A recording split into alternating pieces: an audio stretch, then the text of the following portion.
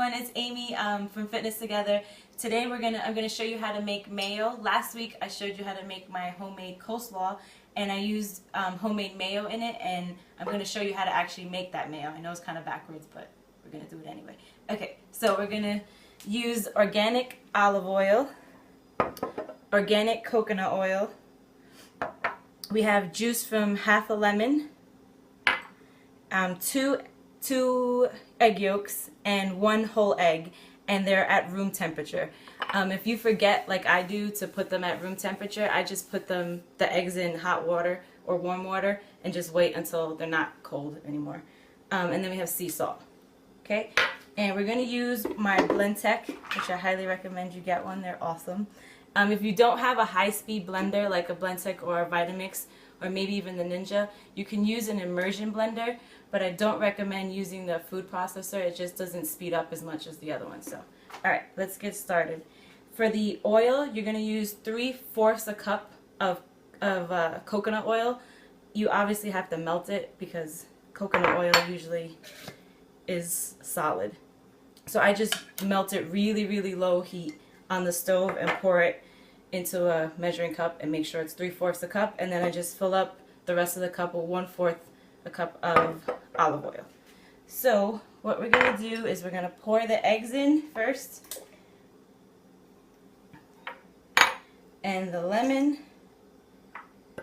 and a pinch of the sea salt. Maybe a pinch more. Okay.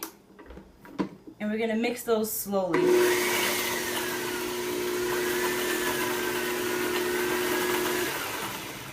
Okay, you don't have to mix it a lot because we're going to mix the oil in at a really high speed. So this, I recommend wearing an apron. As you can see, I'm wearing an apron this week. I was not last week. This will spit at you because it's going so fast.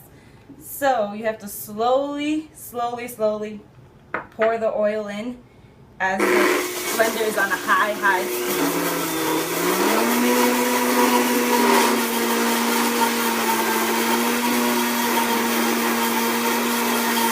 Thick enough, and you can see it's like really thick right now.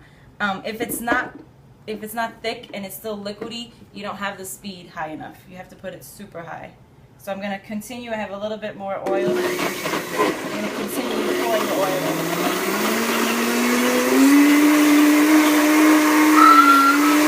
Okay, so all the oil has been blended in, and I'm just going to taste it and see if it needs a little bit more lemon. Sometimes, depending on the size of your lemon, you may need a little bit more.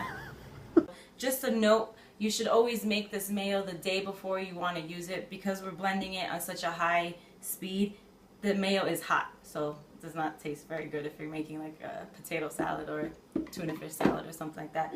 So I just, scrape it out, put it in a mason jar, and it's good for about a week because we are using raw eggs. So, alright, see you next time. Bye.